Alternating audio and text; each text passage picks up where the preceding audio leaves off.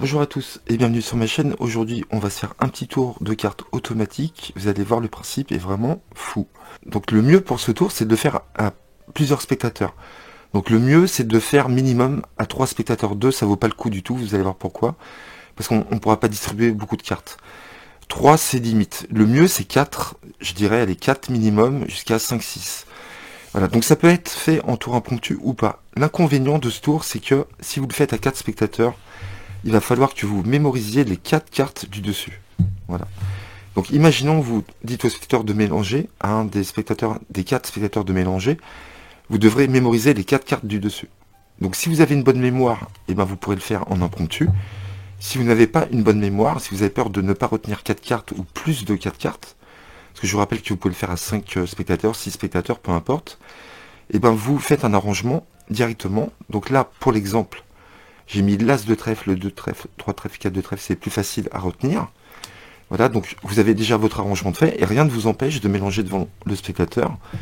Vous faites des faux mélanges, vous retenez les 4 cartes du dessus, tout simplement. Vous savez faire ça maintenant, et vous voyez, les 4 cartes n'ont pas bougé, ce sont toujours les mêmes, d'accord? Vous pouvez mélanger comme ça, jusqu'à la fin pratiquement, et vous redéposez le reste par-dessus. Voilà. Bientôt, je vous montrerai, pour moi, je fais un petit aparté, une petite parenthèse, je suis en train de travailler, pour moi, le meilleur full mélange qui existe. Ça fait des années que je recherche ça, et j'en ai trouvé un, il n'est pas évident, donc je suis en train de le travailler, et franchement, c'est génial parce que vous pourrez toujours mélanger votre jeu, que vous ayez des arrangements ou pas, et vous verrez, il est très convaincant. On y reviendra plus tard, quand je le maîtriserai, je vous le proposerai, très bientôt. Donc là, vous avez fait votre faux mélange, vous avez toujours les 4 cartes au-dessus qui n'ont pas bougé. Et donc si vous n'avez pas de bonne mémoire, je vous conseille de préparer vos 4 cartes à l'avance, de faire un faux mélange, et c'est parti. A contrario, si vous avez une très bonne mémoire, n'hésitez pas à faire mélanger le jeu. Vous dites, est-ce que vous êtes satisfait de votre mélange, et vous prenez l'identité des 4 premières cartes, d'accord?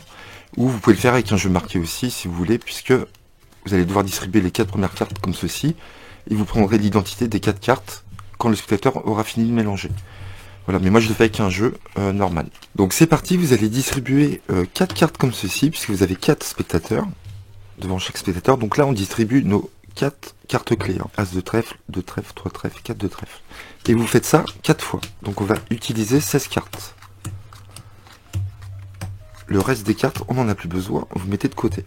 Vous demandez au premier spectateur de prendre son tas ici, de mémoriser n'importe quelle carte. Donc vous allez voir que s'il mémorise une des 4 cartes clés, ça ne change rien autour, je vous expliquerai après. Donc là, imaginons, il mémorise la dame de pique et vous lui demandez de mélanger les cartes. Donc on ne peut pas savoir la carte choisie puisque il l'a en tête, et en plus il mélange. Donc ça c'est très fort, c'est très bien parti. Pareil pour le deuxième spectateur, il va mémoriser la dame de cœur. Il mélange, et il dépose.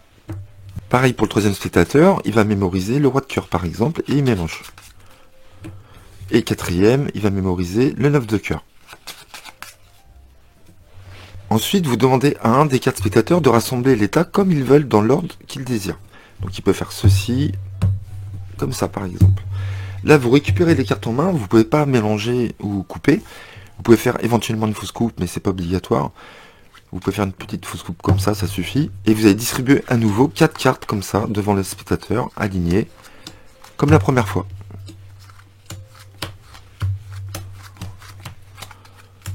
Donc là, vous ne savez rien du tout, vous n'avez aucune information pour le moment. Vous récupérez le premier tas, vous l'égalisez, vous le retournez comme ceci, et vous les mettez comme ça. D'accord? Et vous les alignez bien. Voilà, il faut qu'elles soient bien alignées. La première à côté de la première, la deuxième à côté de la deuxième. Voilà, ça sera plus facile pour la lecture, vous allez voir pourquoi.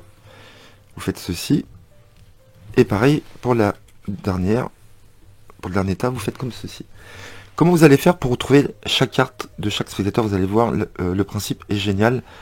Donc vous allez demander au premier spectateur dans quel tas est sa carte. Vous ne lui demandez pas l'identité de sa carte, attention. Donc il avait choisi la dame de pique, il va vous dire je vois ma carte est dans ce tas-là. Et regardez ce que vous allez faire, vous allez regarder votre première carte clé qui était l'as de trèfle sur votre jeu. Il est où? Il est ici. Il est en 4e position. Donc comme il vous a dit cette colonne ici, vous regardez la 4e position, exactement la position de l'as de trèfle, quelle est La carte qui est en 4e position dans cette colonne, c'est la dame de pique, donc vous savez que il a choisi la dame de pique. Donc ça sera exactement pareil pour les autres cartes. Le deuxième spectateur avait choisi la dame de cœur, il va vous dire je vois ma carte dans cette colonne-là. Vous regardez où est votre 2 de trèfle, il est ici. Il est en 2e position, il vous a dit cette colonne, regardez la carte qui est en 2e position dans cette colonne. Donc forcément c'est facile, c'est la dame de cœur. Ensuite on va faire pareil avec le 3e spectateur, il avait choisi le roi de cœur. Vous regardez où est votre 3 de trèfle, il vous dit... Donc le spectateur vous dit qu'il voit sa carte dans cette colonne-là, vous regardez où est votre 3 de trèfle. Et donc il est en 3e position, et vous avez dit cette colonne-là, 1, 2, 3, c'est forcément le roi de cœur. Et on finit avec le 4e spectateur qui avait choisi le 9 de cœur. Vous regardez où est votre 4 de trèfle, il est en première position ici, et vous dit cette colonne-là, donc forcément, vous savez que c'est cette carte-là, vous faites la révélation. Voilà, et vous finissez en beauté ce magnifique tour automatique. Alors, qu'est-ce qui se passe? Ne vous inquiétez pas, si jamais, on va le faire vite fait. Attendez, je vais vous montrer vite fait. Sans refaire le tour. Si le spectateur choisit une des 4 cartes clés, bah, c'est exactement pareil. Si vous dit une colonne, et que vous, dans cette colonne, vous voyez une de vos 4 cartes clés, bah forcément, ça sera la carte clé qu'il aura choisie. Exemple, vous demandez au premier spectateur, donc premier spectateur, vous savez que la première carte clé qui correspond au premier spectateur, c'est l'as de trèfle. Vous lui dites, imaginons, il a choisi l'as de trèfle, le premier spectateur. Vous lui demandez, dans quelle colonne est votre carte? Il va vous dire, je vois ma carte ici. Et donc là, vous voyez qu'il y a l'as de trèfle, normalement, il n'y aura pas votre carte clé. Si le spectateur n'a pas choisi une des 4 cartes clés, vous ne la verrez jamais. Mais là, il vous dit dans cette colonne, et là, vous voyez votre carte clé. Bah là, forcément, bah vous savez qu'il a choisi l'as de trèfle. Ça sera automatique. Donc imaginons pour le 3e spectateur, c'est quoi la 3e carte clé? C'est le 3 de trèfle.